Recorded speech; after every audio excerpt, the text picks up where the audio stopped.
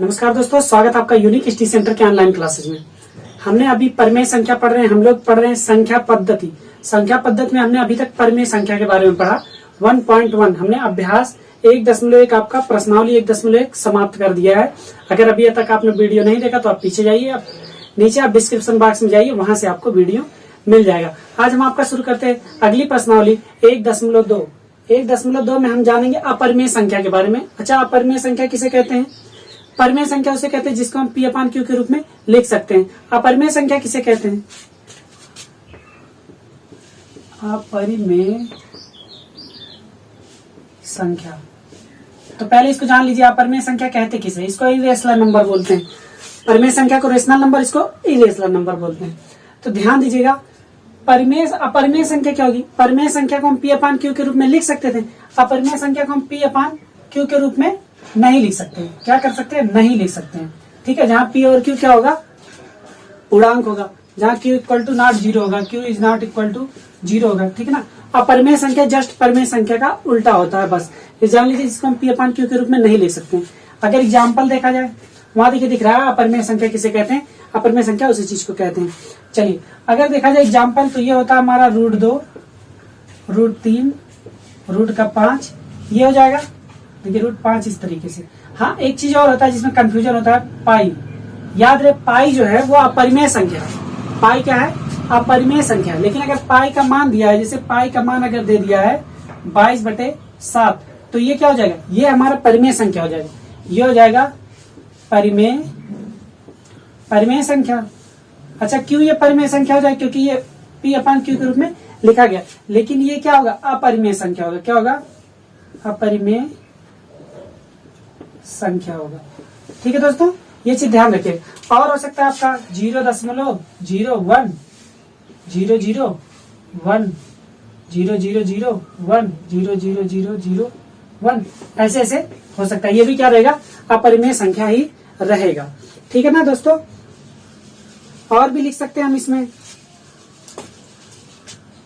0.10, फिर 11, 0, 111, 0, 4 बार 1, 0, ये सभी क्या है? अपरिमेय संख्या है। ठीक है ना दोस्तों। तो उम्मीद करते हैं आपको परिमेय अपरिमेय समझ में आया होगा। तो चलिए सीधे, ज्यादा देर नहीं करते, आपके सीधे प्रश्नावली चलते हैं 1.2 पर और देखते हैं सबसे पहला क्वेश्चन। 1.2 का सबसे पहला क्वेश्चन। जितना पीछे पढ़ा है उसको ध्यान दीजिएगा। एक एक क्वेश्चन इसीलिए आपके लिए बना रहे हैं कि एक भी क्वेश्चन आपका मिस ना हो। प्रत्येक वीडियो में एक क्वेश्चन, ताकि आप खूब बढ़िया से उसको रिवीजन कर सकें। टाइम मत देखिए कितना टाइम लग रहा है, आपको समझना है और हमको समझाना है। आप खूब बढ़िया समझिए।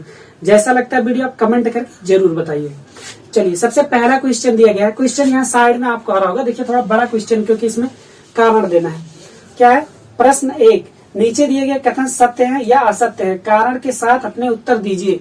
नीचे दिए गए कथन सत्य है अथवा असत्य है, कारण के साथ अपने उत्तर दीजिए। सबसे पहला जो लिखा गया, पहला देखिए क्या लिखा गया। प्रत्येक अपरिमेय संख्या एक वास्तविक संख्या होती है। कह रहा है जो प्रत्येक अपरिमेय संख्या है एक वास्तविक संख्या होती है। ऐसा हो सकता है क्या? हाँ जी, होता है। जितना परिमेय संख्या होती है वो सभी क्या होती है? वास्तविक संख्या होती है। तो वास्तविक संख्या किसे कहते हैं? सभी परिमेय तथा अपरिमेय संख्याओं को मिला के जो संग्रह बनता है उसे क्या कहते हैं? वास्तविक संख्या कहते हैं। तो इसका कारण देना है। सबसे पहले देखना, क्योंकि वास्तविक संख्याओं का संग्रह में परिमेय और अपरिमेय दोनों आता है। लिखेंगे इसका, देखिए पहला वाला, क्योंकि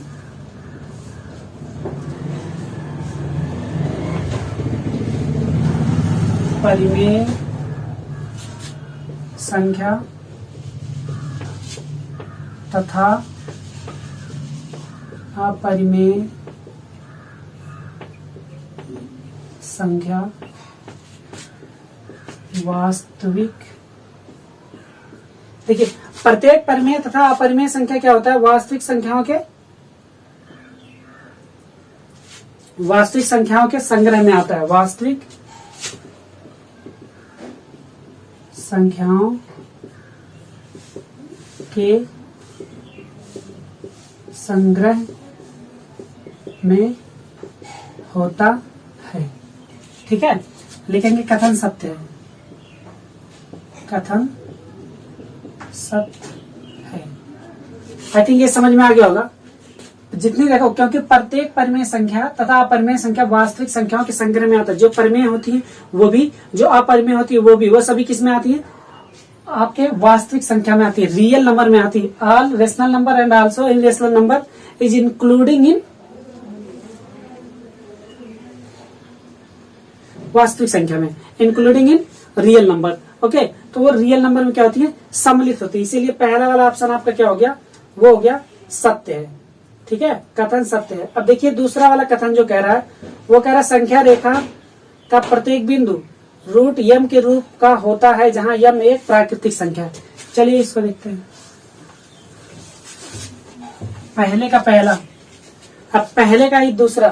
देखिए पहले का दूसरा जो कह रहा है, वो कह रहा है संख्या रेखा का प्रत्येक बिंदु, संख्या रेखा का प्रत्येक बिंदु अंडर रूट यम के रूप का होता है, जहां यम एक प्राकृतिक संख्या है।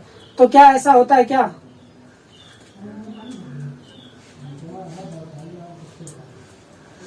देखिए रूट यम के रूप में कैसे हो सकता है? क्योंकि हम जानते हैं कि प्रत्येक बिंदु संख्या रेखा पे अगर है तो लिखेंगे दूसरा। देखिए जो सबसे पहले तो क्वेश्चन देखेंगे, क्वेश्चन कह क्या रहा है?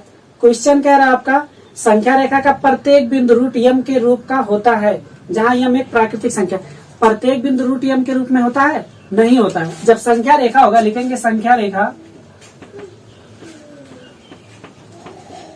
रेखा पर हम 1 2 3 4 इस तरीके से लिख सकते हैं।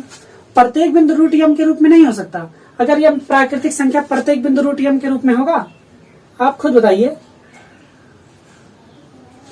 ये सब क्या होना चाहिए? इतने स्थित होने चाहिए, 1 2 3 4। जब संख्या रेखा हम लोग बनाते हैं इस तरीके से, देखिए तो यहाँ 0 1 2 3 4 ये सब लिखते हैं ना, तो सब रूट यम के रूप में थोड़ी ना है, और प्राकृतिक संख्या है। ऐसे कैसे हो सकता है? रूट यम के रूप में ये हो जाएगा, ये रूट यम के रूप में हो जाएगा, बताइए। 4 रूट यम के रूप में तो 2 आ जाएगा ना। तो कथन क्या है? असत्य है। लिखेंगे कथन असत्य है। और एक चीज ध्यान दीजिएगा, 1 से 2 अगर मान लीजिए रूट यम के रूप में कह रहा है, यम के रूप में, और कह रहा है यम एक प्राकृतिक संख्या है, तो यम एक प्राकृतिक संख्या है, तो रूट यम के रूप में अगर हम मान लीजिए लिखते हैं, रूट यम के रूप में 9 लिखते हैं, तो ये क्या होगा? इसका मान आएगा 3। ठीक है, और अगर हम देखेंगे प्रत्येक के बीच में असंख्य संख्याएं होती है। कितनी संख्या होती है? असंख्य होती है। प्रत्येक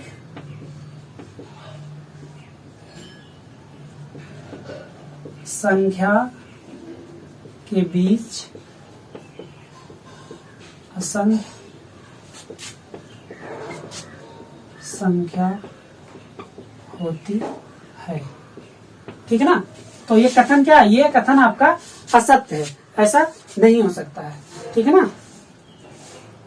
चलिए अगला जो कह रहा है, अगला कह रहा है कि यदि, हाँ देखिए, कर प्रत्येक वास्तविक संख्या एक अपरिमेय संख्या होती है। प्रत्येक वास्तविक संख्या एक अपरिमेय संख्या होती है। अभी हमने आपको बताया जो वास्तविक संख्या होती है उसमें परिमेय अपरिमेय दोनों होता है, लेकिन प्रत्येक वास्तविक संख्या एक अपरिमेय संख्या होगी क्या?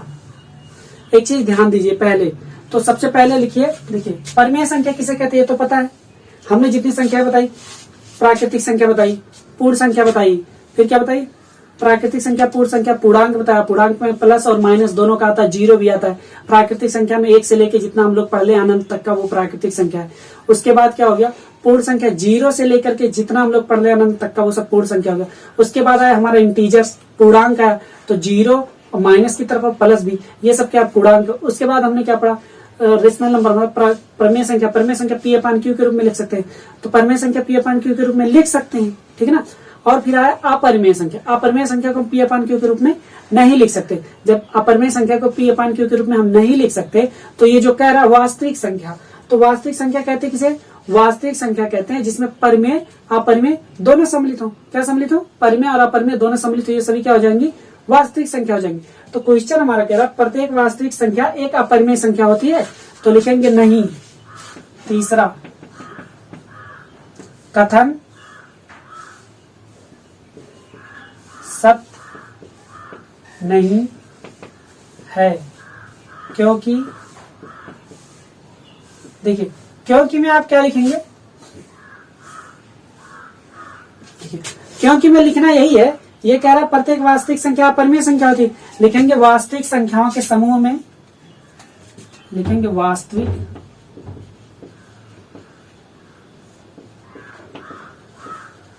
संख्याओं के समूह में, देखिए जो वास्तविक संख्या होती है उसमें परिमेय अपरिमेय दोनों सम्मिलित होते हैं। परिमेय संख्या तथा अपरिमेय